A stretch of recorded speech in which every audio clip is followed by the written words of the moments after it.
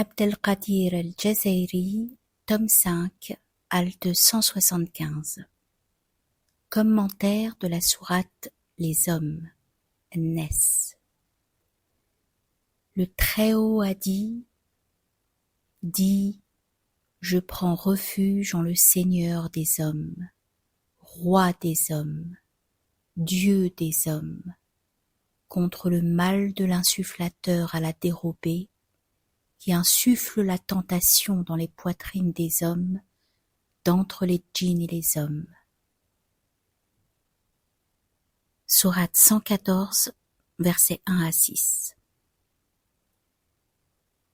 Dis, je prends refuge en le Seigneur des hommes. Le Seigneur est le nom du degré réunissant tous les noms divins impliquant Dieu et la création, et ceux dont les effets sont spécifiques à la créature. Parmi ceux qui impliquent à la fois Dieu et la création, il y a l'universel savant, l'universel oyant, l'universel voyant, car la science concerne son essence et ses créatures, et il en est de même pour son ouïe et sa vue, etc. Les noms spécifiques à la création sont les noms d'activités divines comme le créateur, le formateur et leurs semblables, leur activité n'ayant pas Dieu pour objet. Le Seigneur et celui qui est l'objet de la seigneurie sont deux choses liées dans un rapport de réciprocité relationnelle. L'un ne peut aller sans l'autre, car il ne saurait être question d'un seigneur sans quelque chose à qui la seigneurie s'impose, et vice-versa. Le terme « homme » comprend le djinn et l'homme, tant imparfait que parfait. Ici, il s'applique spécialement aux hommes parfaits, comme lorsqu'on emploie un mot général en désignant quelque chose de particulier. Par exemple, dans la parole divine « ceux à qui les hommes disent » sourate 3 verset 173, où le locuteur est en réalité unique. Ces hommes sont les paroles, les verbes accomplis d'Allah par lesquels il fait réaliser la vérité et détruit l'illusion.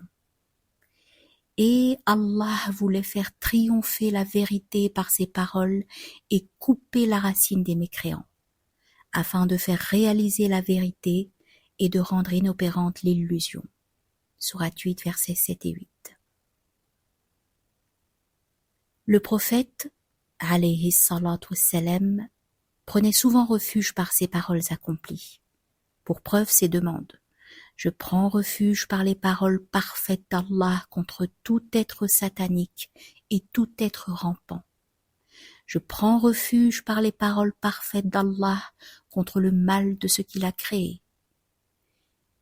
S'il a privilégié ces hommes en les rattachant à son nom le Seigneur, bien que le Très-Haut soit à la fois leur Seigneur et le Seigneur de tous, c'est pour exalter leur honneur et leur gloire. Roi des hommes. Le roi, El-Malik, est le nom du degré dominant seulement les noms d'actes.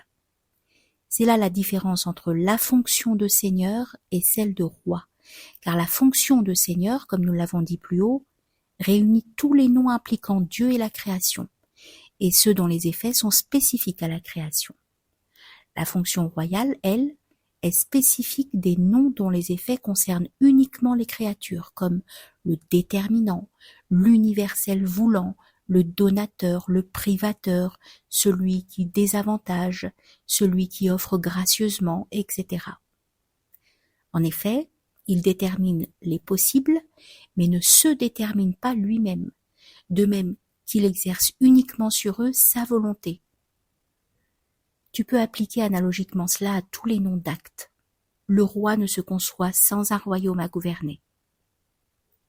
La fonction de roi est sous celle de seigneur, comme la seigneurie est sous la fonction du tout miséricordieux, comme cette dernière est sous celle de l'unité qualifiée, elle-même sous celle de l'unité non qualifiée.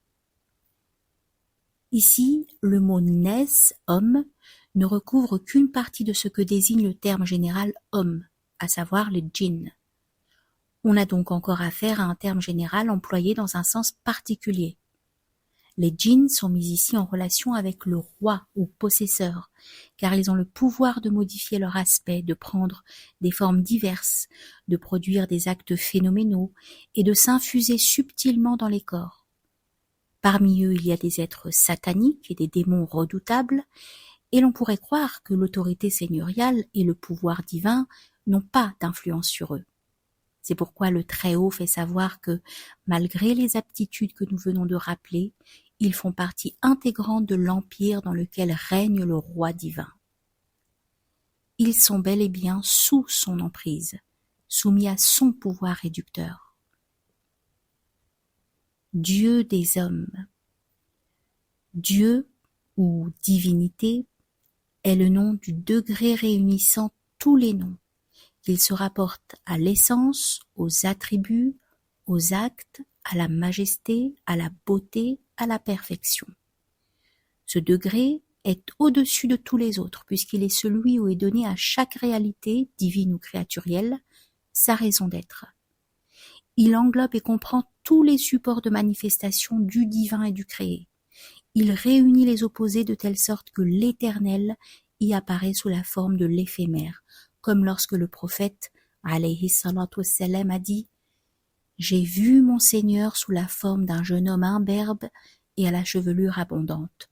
Sur sa face il y avait une pellicule d'or et à ses pieds des sandales d'or. » Et l'éphémère y apparaît sous la forme de l'Éternel, comme lorsque le Très-Haut dit « En vérité, Allah a créé Adam selon sa forme » ou d'après une autre version, selon la forme du tout miséricordieux.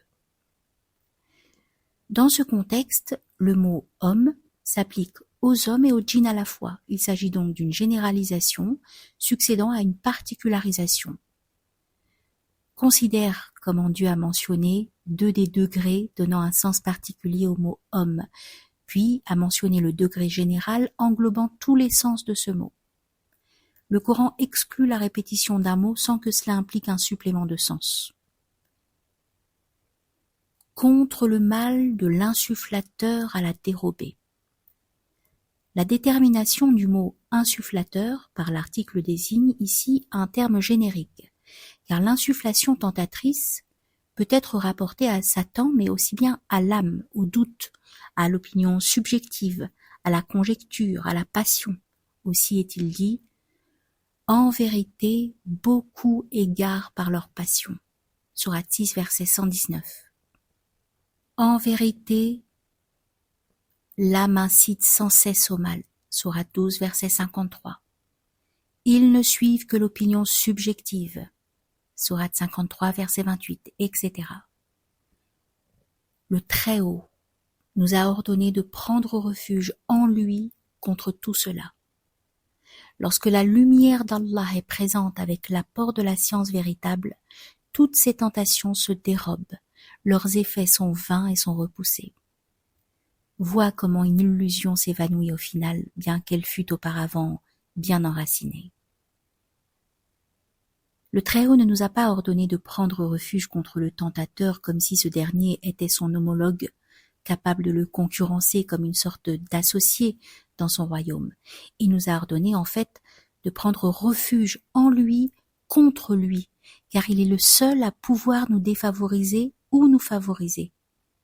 Nous prenons donc refuge en ces noms de beauté contre ces noms de majesté, comme l'a dit le chef parfait, l'enseignant du bien, « Je me réfugie en toi contre toi ». L'insufflateur tentateur n'est qu'un support de manifestation pour le nom divin, celui qui égare. Et d'autres versets ou traditions confirment que le Très-Haut nous a interdit de craindre autre que lui. Toutes ces choses, exprimées par le terme insufflateur, sont des causes secondes mises en place par l'universal sage et savant pour être des moyens par lesquels arrive le mal et l'égarement. Les lois sacrées, extérieurement, tiennent compte de ces moyens, et les prennent en considération tout en sachant qu'il n'y a aucun agent autre que lui qu'il soit exalté. C'est pourquoi il nous a mis en garde contre le caractère illusoire de ces intermédiaires et nous a déconseillé de placer notre confiance en eux.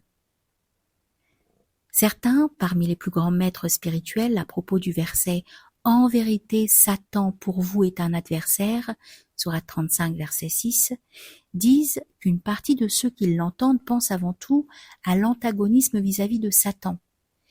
Ils se disposent donc à s'opposer à lui en s'en méfiant, en se souciant de le surveiller, en fermant les portes d'accès à ses assauts, en restant en éveil contre ses stratagèmes, en agissant ainsi, il manque un bien sublime. Une autre partie, en effet, pense que Satan pour vous est un adversaire, mais moi, Allah, je suis pour vous un ami. Ils s'attachent donc plutôt au Très-Haut, se rangent de son côté, sont vigilants à son égard. C'est Dieu alors qui repousse le mal de l'adversaire, et en cela, il y a un bien sublime. Le premier groupe est celui des adorateurs et des ascètes, et le second celui des connaissants par Allah. Qui insuffle la tentation dans les poitrines des hommes? C'est la description du genre de l'insufflateur. D'entre les djinns et les hommes, c'est une explication concernant les êtres objets de l'insufflation tentatrice en leur cœur, à savoir les djinns et les hommes. Le djinn, en effet, est sujet à la conjecture, à l'insufflation tentatrice, à l'opinion subjective, au doute, comme le fils d'Adam, et rien d'autre n'a égaré Al-Harith, le premier égaré, que sa propre âme et sa faculté conjecturale. S'il y avait eu un Satan tentateur en dehors de lui, il y aurait eu là un cercle vicieux, avec un enchaînement sans commencement, ni fin, tout à fait impossible.